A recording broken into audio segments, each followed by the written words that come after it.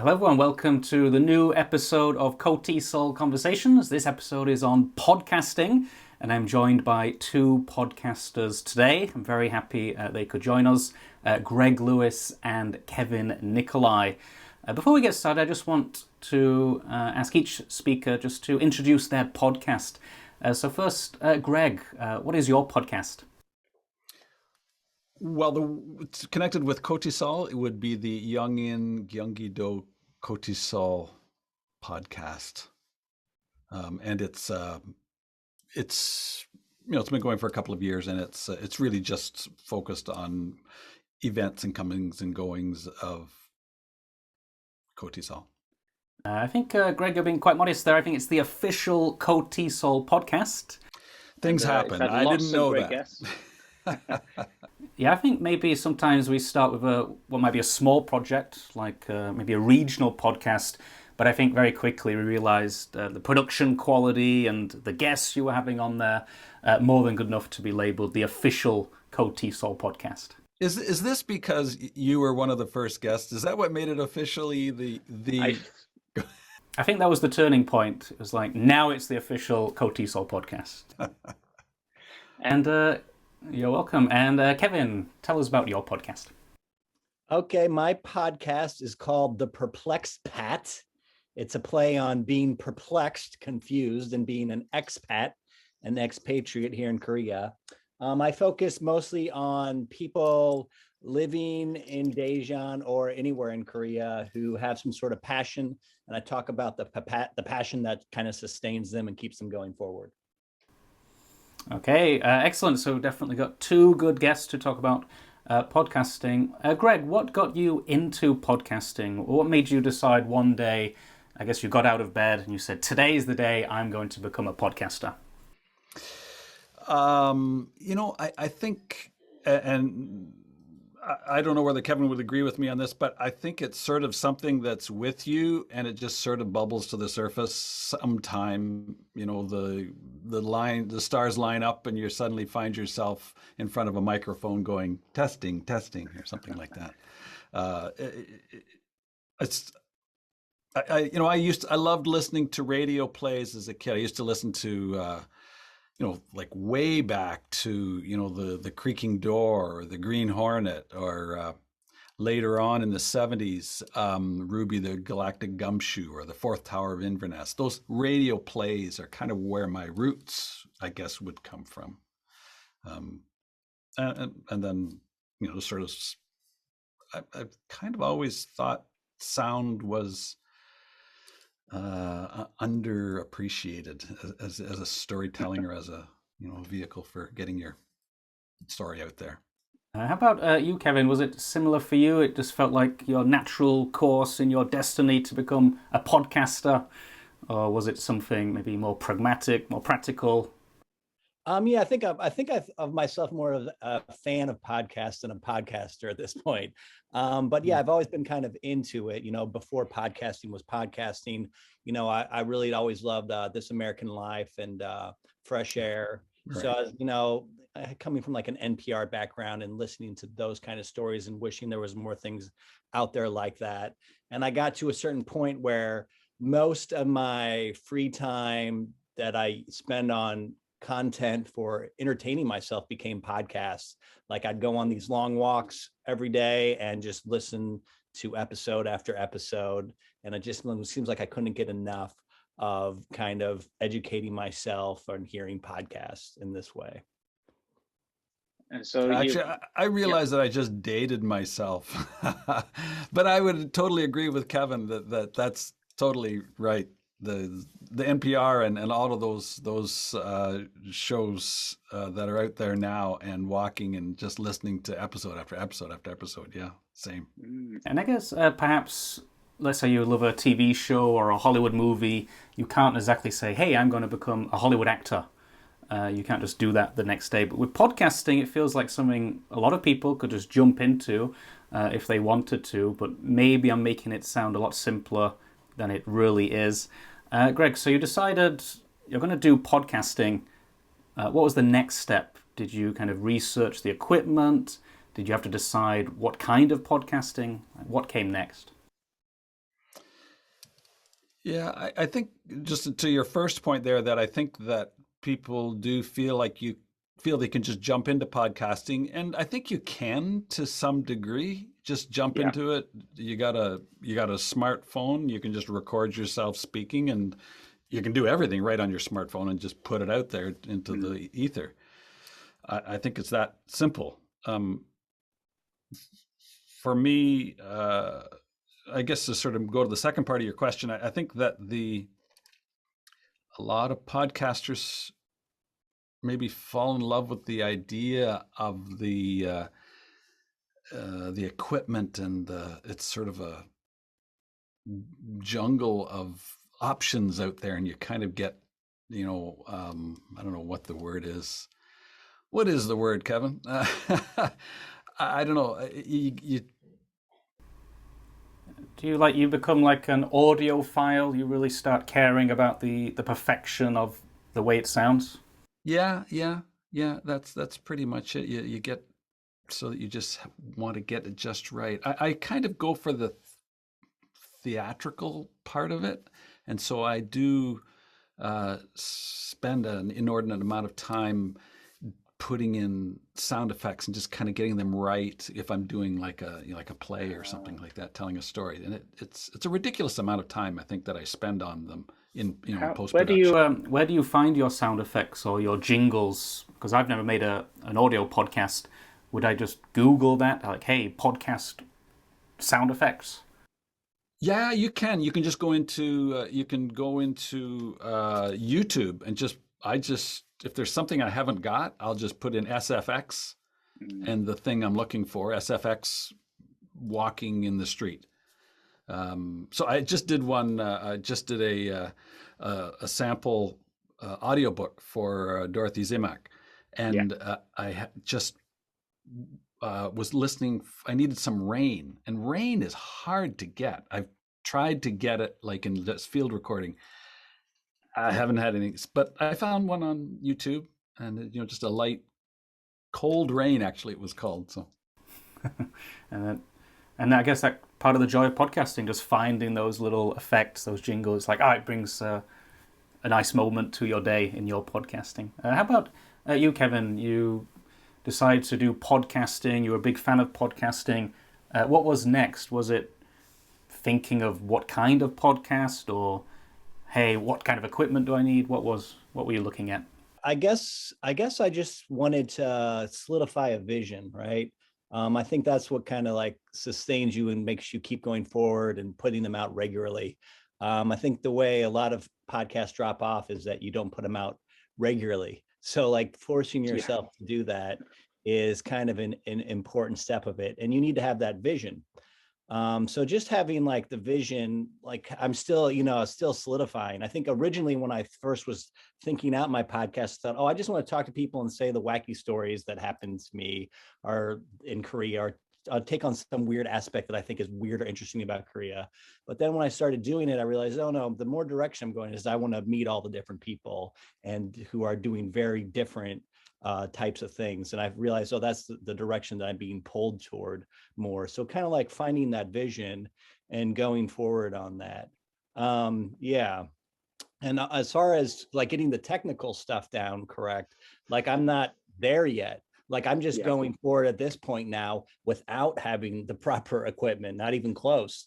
So I need to like pick up on that, because I went down to Gwangju to go on another guy's podcast, and he was doing it from like a real radio station. Wow. This is Daniel Springer, and he's got this podcast, and he invited me down. I was like, oh, this is what it should sound like. And that was kind of like a wake-up call. I got to really produce this and polish this a little bit more to give my audience something better to listen to, and for my guests that come on, that they're part of something that has like a crisp sound quality. So like that's kind of like my next step is getting the real stuff, something a little bit clearer and crisper. I would assume a lot of podcasters, especially in their first few episodes, perhaps the equipment isn't there yet. Maybe it's more the act of just jumping in and actually releasing something that can be quite scary for a lot of people if they're not used to, being on a stage or being in the public eye. For you, Greg, was it something you had to perfect before you released a podcast episode? You needed the audio to be exactly how you sounded, or was it more, hey, I just want to release something and figure it out along the way? I think actually early on, I just started to research equipment. Oddly enough, so there's like I said, you can just do it on your phone. You can do it anywhere. But and like Kevin said, you want it to sound as crisp as you can. Maybe before that, you even want to know what your voice sounds like outside of your own head, which that's what stops a lot of people. They just don't like the sound of their voice, because it's out there. But once you kind of get past that, I think that even if you're recording on your phone or the microphone on your computer, you can do that. But yeah, I think I had a part of my vision, if you will, was to have that clearness, that clarity to the sound. And so I started off with actually this microphone over here, which you can just hear if I turn this one down. Let me turn that one up. Oh, that definitely changed. Yeah. Yeah, so that's a condenser mic. That's, I don't use it much because I'm in an untreated room. To someone who's not familiar with, let's say, equipment, what would be the difference between a regular microphone and a condenser microphone? Can you hear that?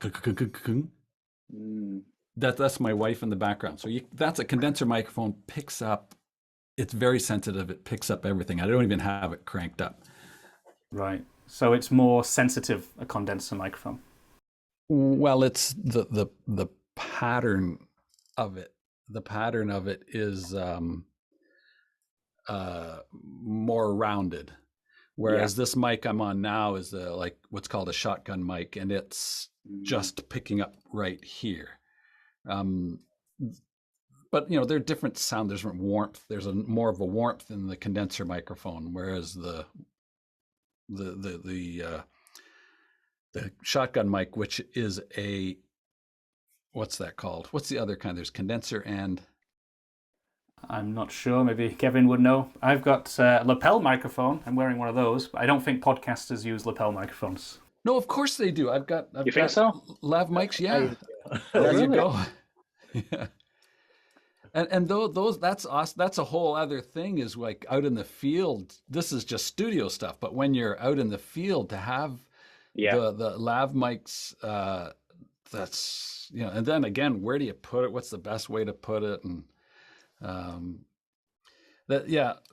I kind of got off track there. The thing is, if you're using whatever equipment you're using, you can play with the sound to some degree with the software, which would be called your DAW, your digital audio workstation. And I use Audacity because it's free. I use most everything because it's free.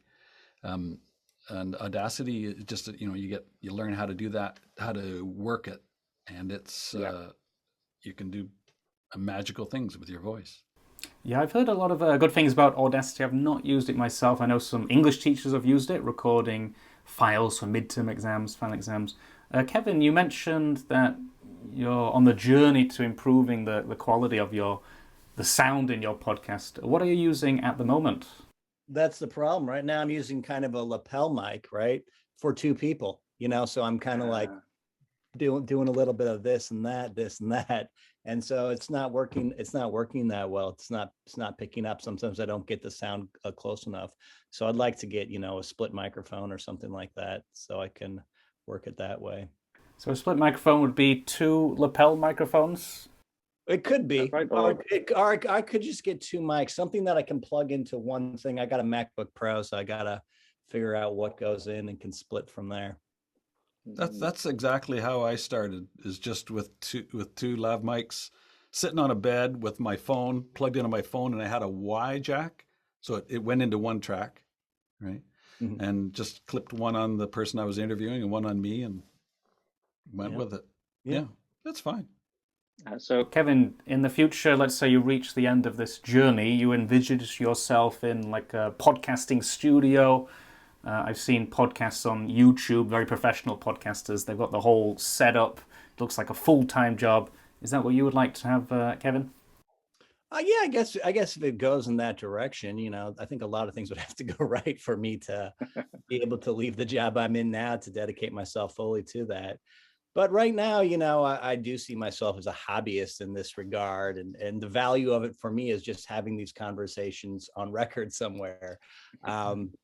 Record that anybody can pull up at any time makes it easier. But yeah, I feel like I'm really just teaching myself how to do it at this stage. I don't really have any much further ambition at this point, other than as a hobby. Greg mentioned Audacity. So, Kevin, you record your podcast. Then what kind of editing do you do, the post-production?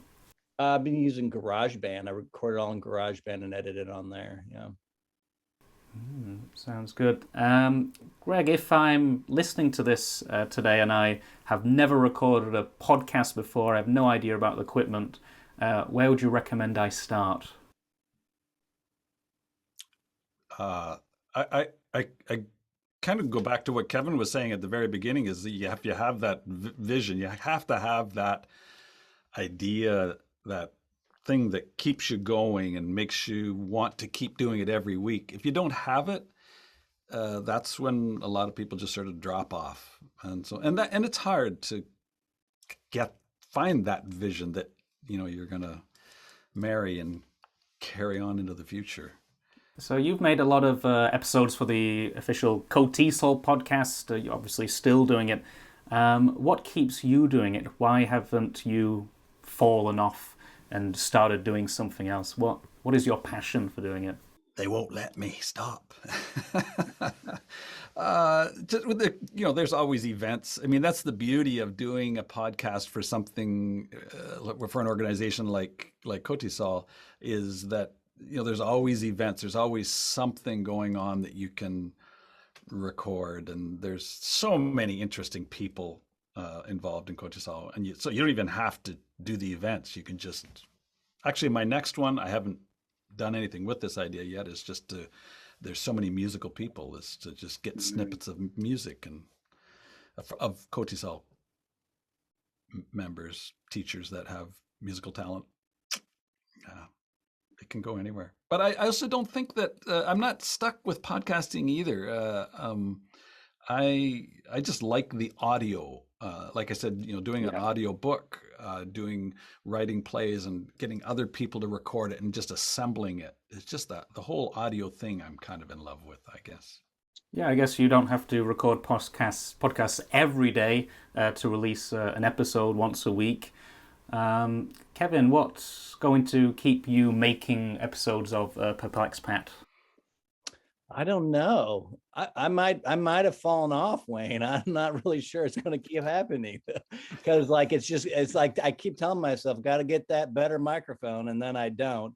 And the other thing was, it was easier when I first started, because I'm like, oh, I got like 10 friends that I can immediately have on as guests, and I have no problem at all inviting them, and I can get them out of their comfort zone, and they'll be fine. But then I get to the point where, like, okay, now I need to start inviting on people I don't know. I'm running out of people I know. I need to, I have to hunt out and be a little more brave and say, hey, I like your hobby and I like what you're doing. Can you please come on? And, I got to reach out more. So it depends. Will I keep doing that? Will I be more brave and try to reach out to people I don't know? Have you reached out to a lot of people already who have said no to appearing on the podcast? I wonder if this is something, let's say, budding podcasters have to face, maybe the fear of rejection, like, hey, I'm not going on your podcast, at least not yet. You know what? That's a funny thing, because I've had about maybe 10 people on, and everyone said yes. So I shouldn't have the fears I do. Maybe I should make it easier to ask, and maybe ask bigger fish. Maybe, I think it might be fun just to get like the mayor on, see if the mayor of Dijon wants to come on to the Perplexed Pad and talk about what the heck are you doing here, Mayor of Dijon, something like that. So yeah, I think I need to like reach out a little bit more and find more unique and different weird hobbies and different things that sustain people out there. Yeah, Greg. You want to be on? Actually, that's it's interesting that you said that, the big fish idea, because I started the KOTESOL podcast just before the international conference, and I just started interviewing little people, and then here was this guy in Sweden, Gerd, who had he was sort of an international guy, and I just sent him a message, said, "Hey, can I do a podcast interview?" He said, "Sure." And so one of my first podcasts, early on, was this guy talking to a guy in Sweden, and he's in this massive studio. It was just gorgeous. And of course, the first thing I did was interview him for a good half hour and didn't record it, didn't push record. So, stuff happens. Sounds good. So I think one motivation for continuing to do a podcast is perhaps the success of the podcast, or how you define success for your podcast. Greg, your official KOTESOL podcast, what would you deem success? Is it just releasing a high quality episode, or is it certain, let's say, analytics, certain number of listeners? Does that affect your motivation at all? I kind of hate to say yes, it does, because originally, anyways, I really thought there would be more. Looking at the analytics, you're talking about how many people are listening or downloading. Like how many people subscribe, all those things we worry about with social media accounts. Right. Yeah. So, which is new to me, but I just thought if I record this, put it out there on a KOTESOL, I have a captive audience. Well, there's 5 people maybe listen to it, or there's 2, that kind of thing. It's you do need to be able to accept that what you're putting out there isn't necessarily getting to your audience.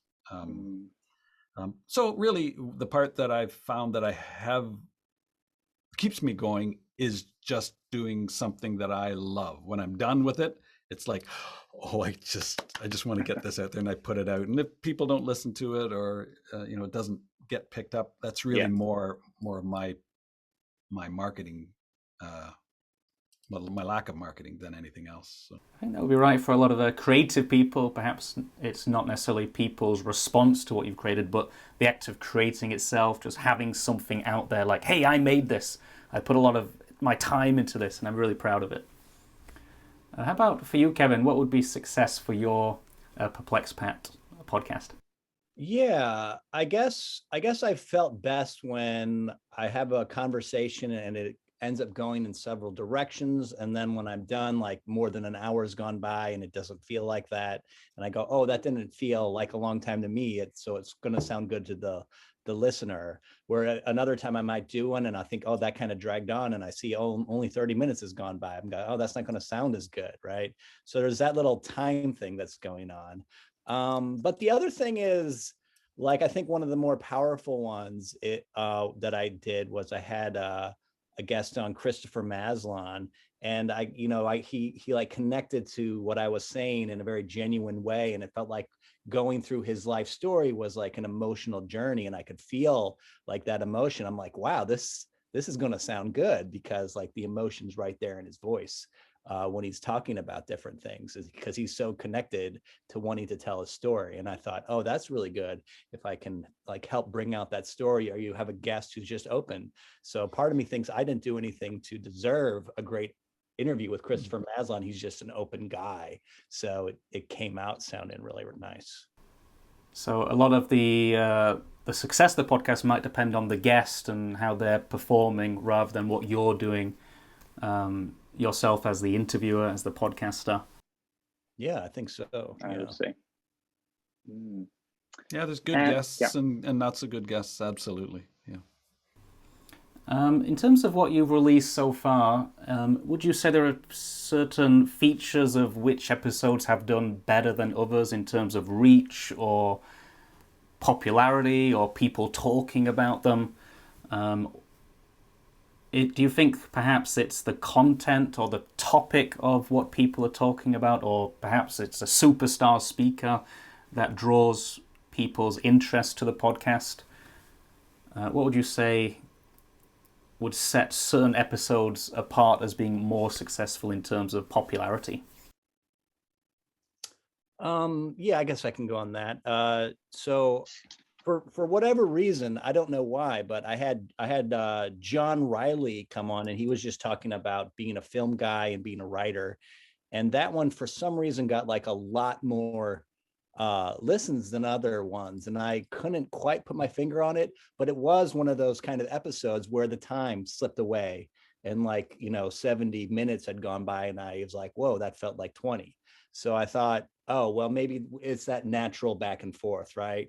So one of the podcasts that I used to listen to a lot was Stuff You Should Know. And you got this Josh and Chuck guy, and they just have a real nice to hear back and forth, voice. You just like the way it kind of bounced back and forth. It has a nice rhythm, and they have like a little bit different voice. So I thought maybe, it's also that chemistry, right? Whereas Christopher Maslon was like that emotional connection. I felt with John Riley, why maybe people kept listening to it, or, said, oh, this sounds interesting, is because of that chemistry that we had, right, in the conversation. How about you, Greg? In all the episodes, a lot of episodes now. How would you separate the ones that have been more successful than others in terms of reach or popularity? Well, in terms of reach and popularity, I would say it depends. With the KOTESOL podcast, it depends on the event that I'm covering or that I'm associating the podcast with, that particular podcast. I find when I'm doing ones that are in between, that are, just about, the backroom workings of an organization, like, the national conference, getting it going, those ones, they're not so popular, but once you get closer to the event, then they start to pick up. But I guess it depends on how you measure that success. And like Kevin says, that the when you connect with people, it's a beautiful thing, and that's partly why a lot of people have gotten into podcasting, is simply to connect. So we talked about the skills you might need in terms of technology, equipment. How about being a podcaster itself? Do you think it's something that anyone could easily do? Ask questions, talk to people, or do you need to be more on the outgoing side? Do you need to think of really good questions? What do you think? Is it a job that anyone can do, or something that you have to really develop a skill set for? What do you think, Kevin? I think it just comes back to having any sort of vision, and that's all that really matters, right? So I feel like for when I have a guest on, I do a lot of research. Maybe I have to reach out to someone, but I've heard great podcasts. When this podcast that I went on, Dano and Sanchez, like, they just are like, tell us your craziest drug story, right? Or tell us the weirdest thing that's happened, or ask us 3 questions. It's very simple. It's just like guys hanging out, having a party, having a few laughs, whatever, just trying to tell a funny story, right? And it's a very simple concept, but I feel like in a lot of ways it works better than mine, right? Because that's a lot what people want. They want to hear the banter. They want to hear the back and forth. They want to hear funny stories. They want to be brought in and entertained, right? I feel like I'm asking a lot of my audience to go, hey, listen to what this one guy's weird hobby is and why he likes to do it. Whereas if you listen to a podcast, it's all about, hey, let's just tell funny stories that happened at parties or whatever. Okay, yeah, that might be enough, right? It might even be a better concept, right? Even if it's simpler, as long as you have the vision and you keep on doing it, I think that's great. What do you think, Greg? Yeah, I agree, and I would just add that the range of characters and people from all walks of life, ages, everything that do podcasts is astounding. It's just I don't think there is a limit or a category of person or type of person that's a podcaster. I just think I agree. It's if you've got the vision, bada bing, bada boom. One thing I've read some people talk about is the future of podcasting itself, with the rise of obviously YouTube videos, unlimited data now. I go on the subway train every morning to my university. It takes me 35 minutes on the train. It's not the best commute, but internet is so super fast. Everybody's watching things like Netflix, they're watching Disney Channel, whatever. Back in the day when podcasting, I think, was a little bit more popular, I think this was a problem with the internet. You couldn't really watch videos at that time. You had to download small file sizes. Do you worry about that in terms of the future of podcasting?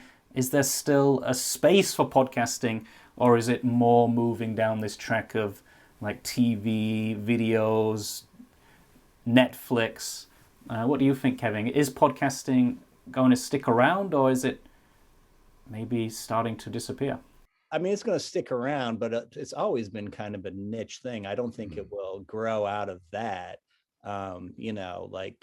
Like if you have a podcast, I mean, how many people listen to podcasts? It's still a really small percentage of people who say that's something they do. Like plenty of people still never downloaded one and don't know how to. So yeah, I mean, I'm not too concerned about the legacy of the podcasting industry. It doesn't really matter to me.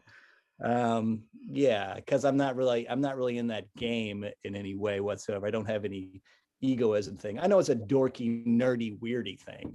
And I like some of the more dorky, weirdy, nerdy politics things. I mean, probably my favorite podcast is 538, which is political analysis that, which is, like such a weird thing that you're in that weird little group. And I think that's actually one of the things that people like about being in podcasts. Like, oh, I'm a 538 listener. That means something. That means that I pay attention to politics at this kind of detail level, where I'm looking at like the gerrymandering going on in North Carolina and who's on the Supreme Court in Georgia, right? On these really specific things. So, you take that kind of nichdom with the good, with the bad, right? Sure, you're not going to get maybe 100 million people listening to it, but you're going to have people who are crazy and feel really connected to your podcast because you found them, you found your people, right? And I think people who really want to dive perhaps more deeply into a subject, a lot of video content tends to be short form, like TikTok, maybe 30 seconds. But a podcast, when I hear the word podcast, I'm expecting an hour, 2 hours, 3 hours.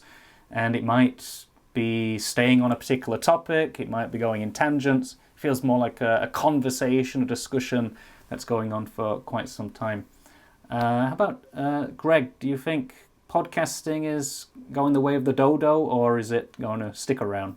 No, I agree. It's definitely, there's a niche, and that niche is going to stay. I think that the sort of the bright lights and cameras is cool, and if that's what grabs people's attention in the moment, that's fine. I think when you talk about short form, TikTok and all the different short reel things that are available, it's not really what a podcast is. Podcast is long form. Not necessarily an hour or 2 hours or 3 hours.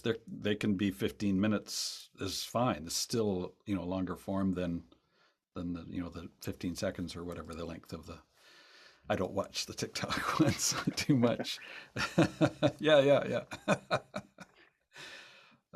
So imagine I've got the equipment. I've recorded an episode of my podcast. And maybe I'm very happy with the quality, I'm happy with what it's like, but now it's time to upload it and share it. How do I market a podcast? What do I do with a podcast to get people listening to it? Because I've made YouTube videos, I've made online courses. I've got a friend in Seoul. He actually is a big audiophile. He really cares about sound. And I visited his apartment. He likes to record songs. He's from Poland. He records some I can't remember the name, but it's like Polish rap music he records. And he's got this like tiny little box that goes around the microphone. He puts his head under like a blanket, keeps it really crisp audio. But I think like a lot of people, if you record a song, you put all your passion and energy into it, but let's say 2 people listen to it, it's very hard to stay motivated if you feel like there's no audience for what you're doing. So if I create a podcast, what should I do? How do I get ears listening to the podcast? What do you think, Kevin? Yeah, let me know when you find out. Yeah. I typically just, post it to Facebook, and I send it to like family members, and that's about all I know how to do. And like I send it to my guests and say, hey, post this out there where you can. So I'd assume that a lot of the reasons that a podcast grows is having something consistent, is the production quality, right? Is more polished stuff that fits that target market. So like right now, like maybe my high episode is like 28 listens, right?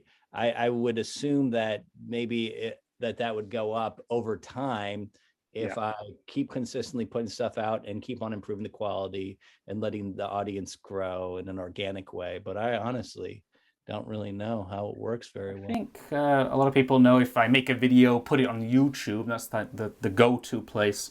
How about a podcast? Like, where should I upload a podcast? What website would be the best? Well, I'm using Anchor, and then like through Anchor, like that puts it. You can have an option to put it into like iTunes podcasts, and then that sends it out to further places.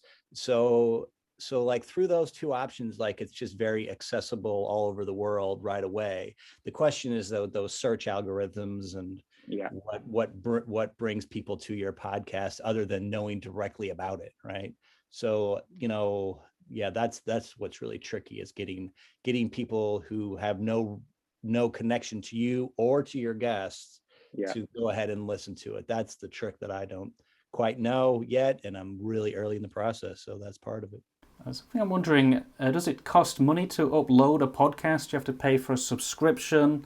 Does it get you like more benefits, or you can just upload it, create a nice page for it, and off it goes? Of course you can pay for it. They would love to take your money. but you don't have to, no. What does paying get you?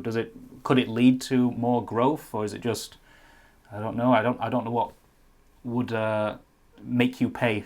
It would get you more of those analytics that you talked about earlier. And I'm sure some other bells and whistles, but I'm the same boat as Kevin. I just really, it's one of the things I kind of wrestle with is, how do I reach out to other people? How do I find those people? So actually, I had a thought today, sorry to interrupt. I had a thought today about using QR codes, because rather than giving a website or something, or having to pay to have a website hosted, is just to have it on, like a Google site and use a QR code that they just go there. There's just a thought I had today. Yeah, I would guess with any content in 2022, social media is the best place. Perhaps not just within your own social circles. Like if I go on my Facebook account and I post whatever I've created, maybe only within my network I've only got 300 people connected to me on my Facebook account, then it's going to stay within that 300 people most likely. But if I go to, for example, a Facebook group designed for my topic that I'm talking about, let's say it's expats in Korea. If I went there and shared my podcast, perhaps that could lead to more listeners. If it's the KOTESOL podcast going to perhaps English teacher groups, especially if they're interested on the specific topic of that episode. Yeah, that's something I did once, where I realized, most of my guests are in Daejeon. So I went to like the Daejeon Peeps Facebook page and I said, hey, here's a podcast with a bunch of people from Daejeon. Have it a listen. And I did see the numbers go up a little bit after that post. So yeah, you gotta sometimes think about that. I also thought about maybe, using Discord or, finding any of those little communities that are connected to your ideas might be good. It's a lot of work though to get it out there to all the different possible places it could be. Like you can drive yourself nuts trying to go to all of them. So It's picking the one that you already use, I guess. I think that's true. You put so much energy into creating it and publishing it, and then it's like, wait, now I've got to put all the energy into getting people to listen to it or watch it if it's a video. It's like, no, I just want to move on to the next podcast. Yeah. I think that could happen. Yeah. That's kind of the neat gift about an episodic thing that you're doing the episodes. You can kind of just say, oh, that one didn't go well, move on to the next one, right? It's the past. It's an ephemeral experience, right? We just keep on pushing forward. Similar to teaching, you have a bad class. Okay, no problem. Tomorrow's a new class I can do. Kevin, you mentioned making or producing podcasts regularly is really important. I think that's something I've noticed on YouTube channels. People are reluctant to subscribe if they don't know when the next video is coming, or if they looked at your back catalog and saw, hey, there's not many videos here, it's not really worth subscribing. Maybe I'll subscribe in the future when they've got more content. How regularly should I be releasing podcasts, do you think, if I wanted to gather a following? Like a lot of the podcasts that I know release even twice a week or once a week. I mean, if you're doing something like hugely polished, like This American Life, they're more like once a month. But that's something really, really polished. I mean, I don't do a lot of producing, so to me, I feel like I should be doing it once a week. But again, it depends on how much production there is. I mean, my favorite types of podcasts are the ones that are really produced and, use the field recording, use lots of different sources, go out there, get lots of different sounds and lots of different angles. But for something that I'm doing, I think it's reasonable to set the expectation to do it once a week. If I'm just having a conversation, because all I have to do is research the person, and that shouldn't take me more than a couple hours, or more than a day of looking at stuff. So it's really easy. Yeah, once a week I think would be very regular, especially for someone who's just starting out or still on the upward trajectory. For YouTubers, people who want to get involved in YouTube, I read, hey, just commit at least to once a month, because a lot of people, they'll start and then, let's say they don't get all these millions of followers they're expecting, they'll probably just stop and say, hey, I'll do something else. It's not working. I'm not sure podcasts with YouTubers, they might spend several years, could be a year, 2, 3 years, until they get any kind of substantial following. Because on YouTube, it's almost like after a year, the algorithm kicks in and starts promoting your channel. I'm not sure if that is the same on podcasting platforms, like after X number of episodes every week, Anchor will suddenly start promoting your podcast a little bit more. Greg, how many episodes do you commit to for the KOTESOL podcast? Is it something you put in a diary, like, hey, I'm going to have one episode every week, or is it just when you get the desire for it? No, I really just I committed to it for a year, and now I'm kind of past that year, and I'm just doing it as in an as needed basis. So it's not a scheduled thing. I agree, it absolutely should be, but what Kevin was saying there really hit home, or reminded me that the amount of work you put in, like if you're doing it once a week, I mean, Kevin just said, oh, I'll research for, a couple hours of research. That's cool. You do the research. Well, then you've got an hour of the interview, and then you've got your post-production, whatever your post-production is. And for me, my post-production is double whatever the length is at least. So you're looking at it like a half a day out of your week to do every week. Like you have to have that time, and you have to be pretty committed. It's got to fit your particular lifestyle, I guess. Yeah, and I would assume the very, very popular podcasters, they do it full time. They've got whole teams around them, editing their content. So if you're doing it by yourself, once a week definitely would be a nice goal to have, I would say. Yeah, like This American Life, they've got quite a team to put together those shows. Yeah. So what are you looking to do next with your podcast? Any particular episodes coming up? Any highlights you want to mention? Or Kevin, you mentioned maybe not even continuing the podcast, or hopefully... Yeah, this is how they go. This is reality. I might be done. You never know. This might be it. Or perhaps a new podcast grows out of it, or maybe even this reinvigorates your passion for podcasting. If you do continue with the podcast, Kevin, what would you like to do next with it? Would you like to stick with the same kinds of guests, branch off into new territory, or try something, experiment with something new? Yeah, I mean, there's still a few people on my list that I'd like to get in there, so I have that kind of like list of people written down. But it's also, I want to get out of that comfort zone. I'm like a white guy, and I realized, I got a lot of white guys on my thing, and I want a lot more diversity. I don't like seeing so many men. So it's kind of like one of those things where I wanted to reflect the expat community in Daejeon a little bit more. Yeah. So, the reason, I've been sticking with the people I know, and it's maybe that's not always the best way. Yeah. I need to branch out more, be a little bit more daring, realize people normally say yes. If you say I want to be on my podcast, they say yes. So I should reach out to a more diverse crowd, I feel, and definitely try to get half my guests being women. That's a huge thing I'd like to do. So if I were doing more shows, I'd try to get much more women coming up next in my feed. Can I ask you a question, Kevin? Yeah.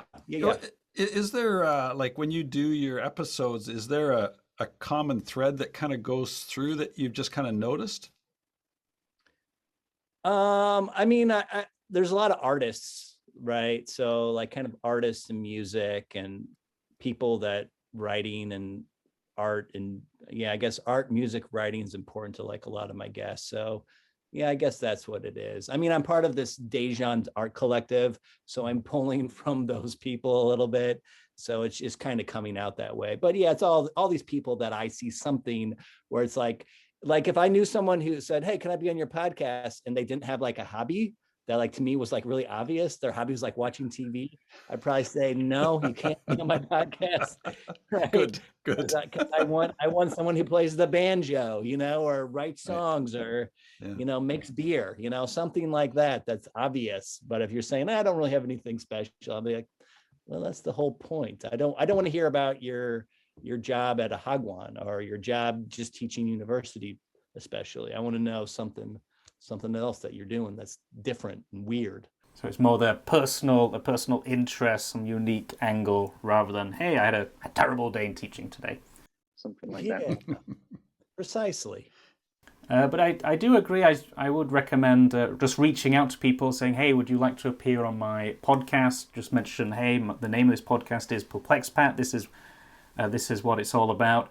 Because I've been invited onto a few podcasts over the years, and to be honest, I've always said yes. I haven't really cared if they have 1 million subscribers or 10. It's oh, you've invited me? Of course, why not? Wow, that's very kind of you. So a lot of people, I think, feel it's a compliment to be invited onto a podcast. Wayne, will you be on my podcast? Well, you'll have to let me know the date, and I'll check my schedule. No, I'm sure I'd love to be on your podcast. He's a good guest to get, Kevin. I thought he might be. I think he has a couple passions. More than one, definitely more than one. And how about Greg? Any exciting things coming to the KOTESOL podcast? I know the big international conference is coming up actually at the end of this month, the KOTESOL International Conference. Anything special planned for that, or something around it? I really had I want to say lovely, because it was lovely, interview with Lindsay Heron. It was just a lovely interview, and she's so knowledgeable and just forthcoming in how passionate she is about her work and her knowledge, her depth of knowledge of KOTESOL was just really a gem. What would I coming up? As I mentioned in the very beginning, I I not really the interviews. I'm doing less and less of. I find, I've and I don't know exactly where the direction is. And I think Kevin said early on too, like things do morph and sort of evolve, and sometimes you hit a flat spot, and I think I'm in a bit of a flat spot, and I'm kind of doing like the audiobooks, doing that sort of voiceover stuff a little bit more than the podcast. But I'd like to come back into the podcast. I just have to find that way, find that vision, that direction. The episode with the conference chair, Lindsay Harron, is that already out, or is it coming out soon? See, that's the thing. That's the publicity part. Yeah, that's been out for a while. It's I got to find different ways to get it out. I think one of the ones that you talked about YouTube earlier, and I think YouTube just doing a still with your sound wave going across is not a bad thing to do, to get out there, because so many people just go to YouTube as a go-to place for entertainment. And a lot of podcasts do have a video equivalent, or at least kind of like a screen show playing at the same time as the audio, so that would be a good option. But if you haven't seen that, the link will be in the description for the KOTESOL podcast and the PerplexPat podcast as well, so you can check out Kevin's great work. So thank you, Greg and Kevin. That was very informative for me, having never done any kind of podcasting, audio podcasting. So now we've learned a lot. So thank you very much. Thanks, Wayne. That was fun. Thank you.